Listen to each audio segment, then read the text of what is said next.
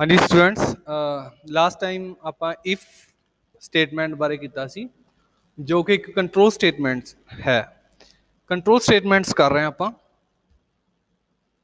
ਉਹਦੇ ਵਿੱਚ ਨੈਕਸਟ ਆਉਂਦਾ ਹੈ ਇਹ ਵਾਲੀਆਂ ਆਪਣੀਆਂ ਬ੍ਰਾਂਚਿੰਗ ਸਟੇਟਮੈਂਟਸ ਨੇ ਤੇ ਇਹਦੇ ਵਿੱਚ ਇਫ ਕਰ ਚੁੱਕੇ ਆਪਾਂ ਤੇ ਉਸ ਤੋਂ ਬਾਅਦ ਆਪਾਂ ਇਫ ਐਲਸ ਬਾਰੇ ਗੱਲ ਕਰਦੇ ਹਾਂ ਅੱਜ। If else statement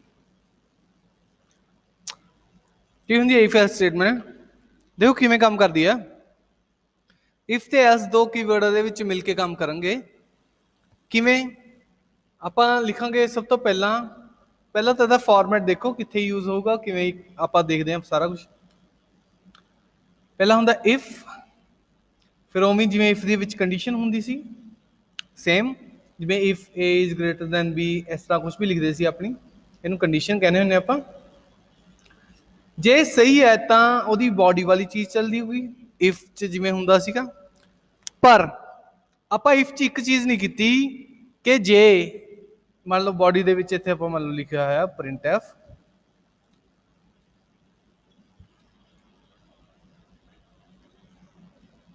A is greater than B,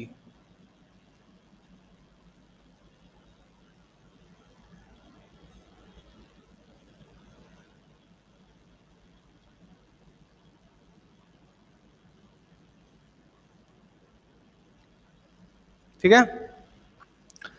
ਤਾਂ ਆਪਾਂ ਲਾਸਟ ਟਾਈਮ ਜਿਹੜਾ ਇਫ ਕੀਤਾ ਸੀ ਉਹਦੇ ਵਿੱਚ ਵੀ ਇਹੀ ਐਗਜ਼ਾਮਪਲ ਲਈ ਸੀਗੀ ਸੇਮ ਹੀ, ਕਿ ਜੇ A ਦੀ ਵੈਲਿਊ ਵੱਡੀ ਹੈ B ਤੋਂ ਤਾਂ ਕੀ ਹੋਊਗਾ? ਪ੍ਰਿੰਟ ਕਰ ਦੇਵੇ, ਯਾਨੀ ਸਕਰੀਨ ਤੇ ਸ਼ੋ ਕਰਾ ਦੇਵੇ A is greater then B।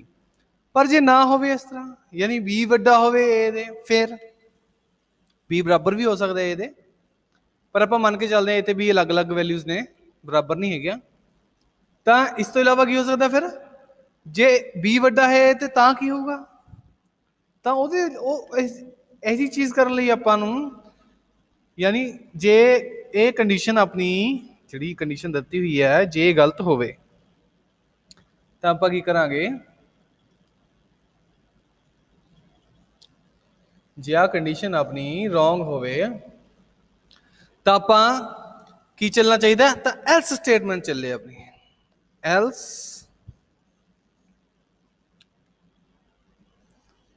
ਮਤਲਬ ਨਹੀਂ ਤਾਂ ਫਿਰ ਅਗਲੀ ਗੱਲ ਚੱਲੇ। ਅਗਲੀ ਗੱਲ ਕੀ ਲਿਖਾਂਗੇ ਆਪਾਂ? Print F B is greater then A।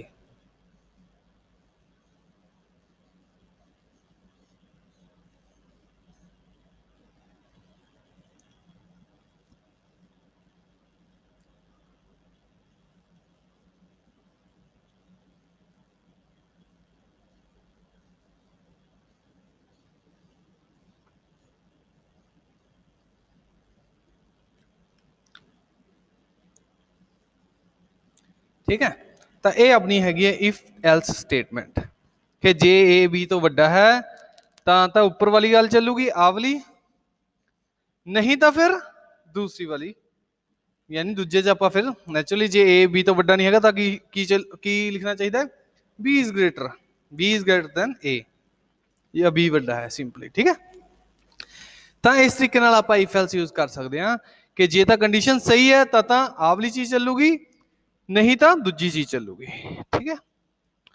ਜੇ ਆਪਾਂ ਕਹੀਏ ਜੇ ਕਿਸੇ ਦੇ ਮਾਰਕਸ 33 ਤੋਂ ਜ਼ਿਆਦਾ ਨੇ ਜਾਂ ਬਰਾਬਰ ਨੇ ਤਾਂ ਪਾਸ ਹੈ, ਨਹੀਂ ਤਾਂ ਫੇਲ ਲਿਖਿਆ ਹੋਵੇ। ਠੀਕ ਹੈ। ਤਾਂ ਇਹ ਜਿਹੀਆਂ ਚੀਜ਼ਾਂ ਲਈ ਆਪਾਂ ਇਫ ਐਲਸ ਯੂਜ਼ ਕਰਦੇ ਹਾਂ। ਆਪਾਂ ਇਹਨੂੰ ਪ੍ਰੈਕਟਿਸ 'ਚ ਕਰਾਂਗੇ, ਫਿਰ ਆਪਾਂ ਨੂੰ ਜ਼ਿਆਦਾ ਮਤਲਬ ਧਿਆਨ 'ਚ ਰਹਿਣਗੀਆਂ ਚੀਜ਼ਾਂ, ਜ਼ਿਆਦਾ ਸਮਝ ਆਉਣਗੀਆਂ। ਤਾਂ ਇਹਦੀ ਇੱਕ ਪ੍ਰੈਕਟਿਸ ਕਰਦੇ ਹਾਂ ਆਪਾਂ ਪ੍ਰੋਗਰਾਮ ਦੀ।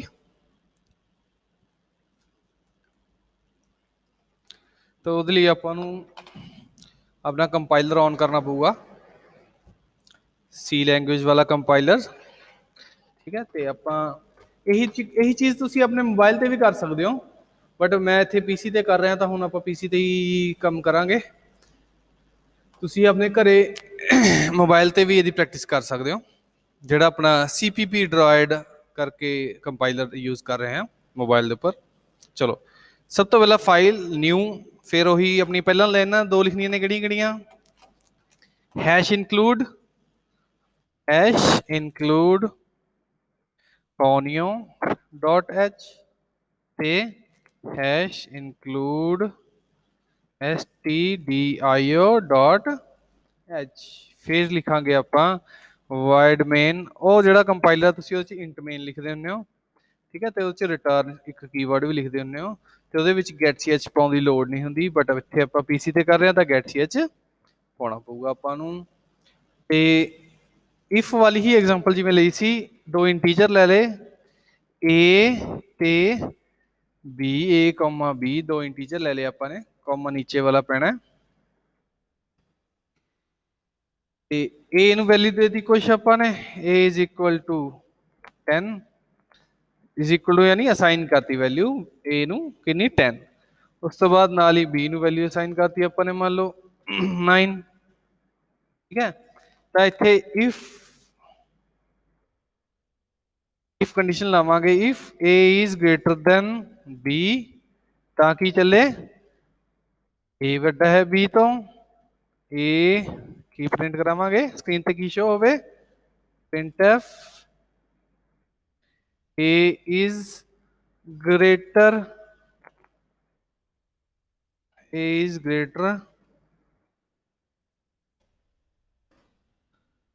then b ਇਹ ਗੱਲ ਸਹੀ ਨਾ ਹੋਈ ਯਾਨੀ a b ਤੋਂ ਵੱਡਾ ਨਾ ਹੋਇਆ ਇੱਥੇ ਕੰਡੀਸ਼ਨ ਹੈ ਨਾ ਆ ਕੰਡੀਸ਼ਨ ਜੇ ਗਲਤ ਹੋਵੇ ਤਾਂ ਐਲਸ ਵਾਲਾ ਹੀ ਪਾਰਟ ਚੱਲ ਜਾਂਦਾ ਹੈ ਤਾਂ ਐਲਸ ਵਾਲੇ ਪਾਰਟ ਦੇ ਵਿੱਚ ਫਿਰ ਆਪਾਂ ਨੂੰ ਕੀ ਲਿਖਣਾ ਚਾਹੀਦਾ ਕਿ b ਵੱਡਾ ਹੈ a ਤੋਂ ਤਾਂ ਆਪਾਂ ਨੂੰ ਕੰਪਿਊਟਰ ਆਪਣੇ ਆਪ ਦੱਸਿਆ ਕਰੂਗਾ ਵੀ ਇਹ b ਤੋਂ ਵੱਡਾ ਹੈ ਜਾਂ ਨਹੀਂ ਆਪਣੇ ਆਪ ਦੱਸੂਗਾ ਕਿਹੜਾ ਵੱਡਾ ਠੀਕ ਹੈ ਤੇ ਇਹੀ ਚੀਜ਼ ਕਰਨੀ ਹੈ ਕਿ ਸੌਫਟਵੇਅਰ ਬਣਾਉਣੇ ਕਾਹਦੇ ਲਈ ਆਪਾਂ ਸਾਰਾ ਕੁਝ ਆਟੋਮੈਟਿਕ ਕਰਨ ਲਈ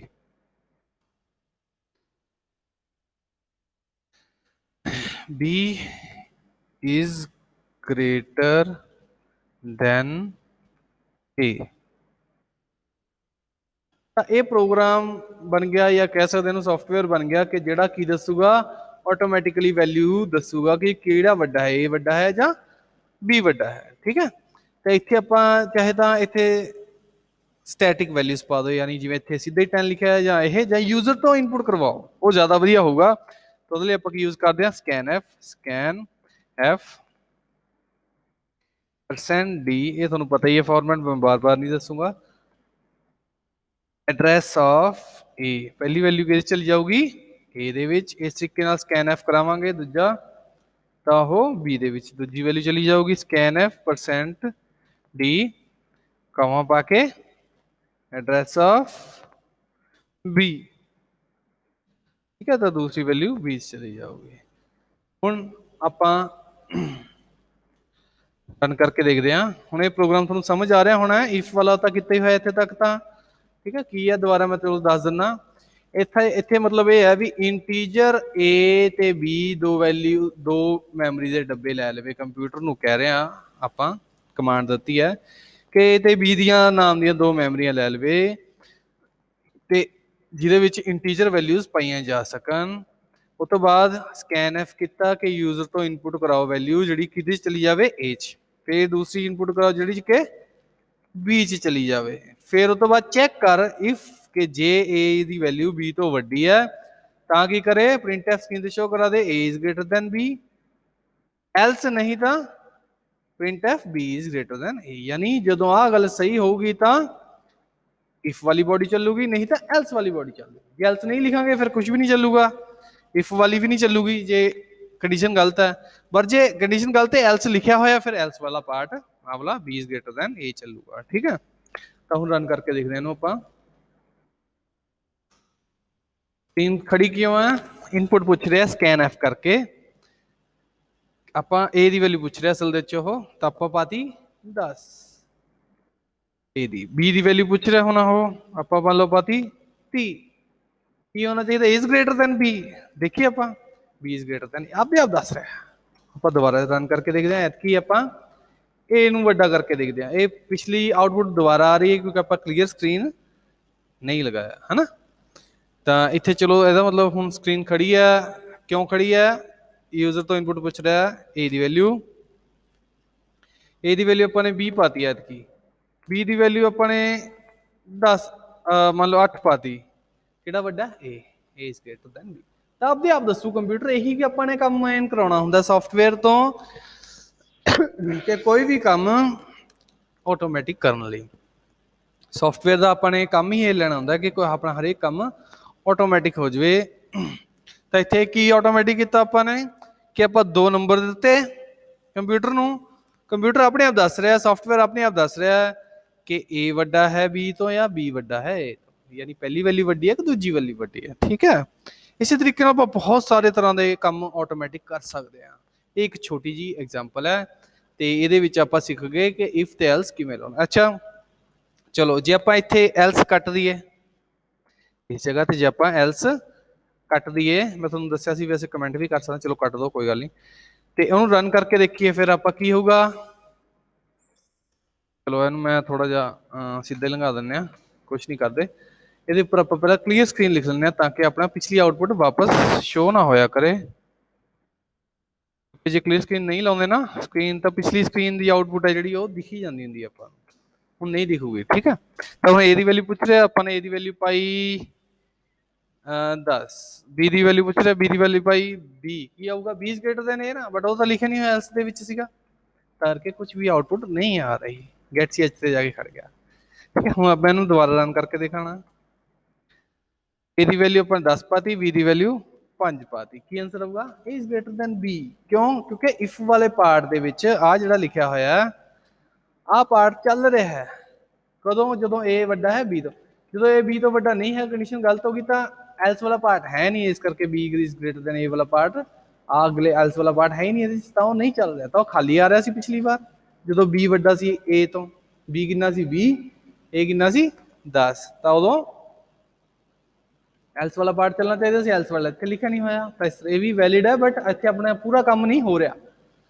ਠੀਕ ਹੈ, ਇਸ ਲਈ ਆਪਾਂ ਨੂੰ ਐਲਸ ਲਿਖਦੇ ਹਾਂ, ਤਾਂ ਐਲਸ ਵਾਲਾ ਪਾਰਟ ਜੇ ਲਿਖਿਆ ਹੋਊਗਾ ਤਾਂ ਉਹ ਚੱਲੂਗਾ ਜਦੋਂ ਇਫ ਵਾਲੀ ਕੰਡੀਸ਼ਨ ਗਲਤ ਹੋਊਗੀ। ਗੱਲ ਸਮਝੇ ਮੇਰੀ?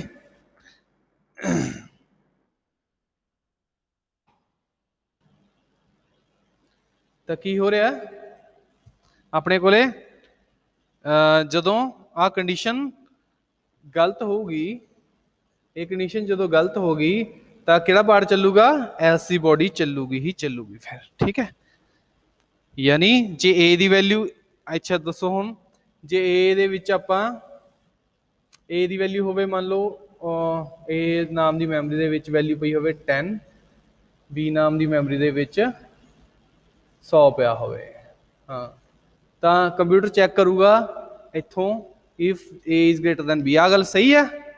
ਨਹੀਂ, ਗਲਤ ਹੈ ਗੱਲ, ਕਿਉਂਕਿ B ਵੱਡਾ ਹੈ ਤਾਂ A ਵੱਡਾ ਹੈ, B ਵਾਲੀ ਤਾਂ ਗੱਲ ਗਲਤ ਹੋ ਗਈ, ਤਾਂ ਕਰਕੇ ਆ ਪਾਰਟ ਨਹੀਂ ਚੱਲੂਗਾ, ਸਿੱਧਾ ਹੀ ਐਲਸ ਵਾਲਾ ਪਾਰਟ, ਐਲਸ ਦੀ ਬੋਡੀ ਵਾਲਾ ਪਾਰਟ, ਆ ਵਾਲਾ ਪਾਰਟ ਚੱਲੂਗਾ। ਇੱਥੇ ਕੀ ਲਿਖਿਆ B ਇਜ਼ ਗ੍ਰੇਟਰ। ਠੀਕ ਹੈ, ਤਾਂ ਆਪਾਂ ਨੇ ਇਸ ਤਰੀਕੇ ਦੇ ਨਾਲ ਕੰਪਿਊਟਰ ਨੂੰ ਕੁਝ ਕਮਾਂਡਸ ਦੇ ਕੇ ਆਪਾਂ ਆਪਣਾ ਕੰਮ ਕਰਵਾ ਸਕਦੇ ਹਾਂ। ਠੀਕ, ਤਾਂ ਇਸ ਤਰੀਕੇ ਨਾਲ ਇਫ ਤੇ ਐਲਸ ਨੇ ਜਿਹੜੇ ਕੰਮ ਕਰਾਂਗੇ। ਅੱਜ ਲਈ ਇੰਨਾ ਬਹੁਤ ਹੈ, ਤੇ ਮੈਂ ਤੁਹਾਡੇ ਤੋਂ ਫਿਰ ਕਲਾਸ ਲਾਈਵ ਕਲਾਸ ਦੇ ਵਿੱਚ ਇਹਦੀ ਡਿਸਕਸ ਕਰ ਲਾਂਗੇ ਜੇ ਕਿਸੇ ਨੂੰ ਨਹੀਂ ਕੁਝ ਸਮਝ ਆਇਆ। ਠੀਕ ਹੈ, ਥੈਂਕ ਯੂ।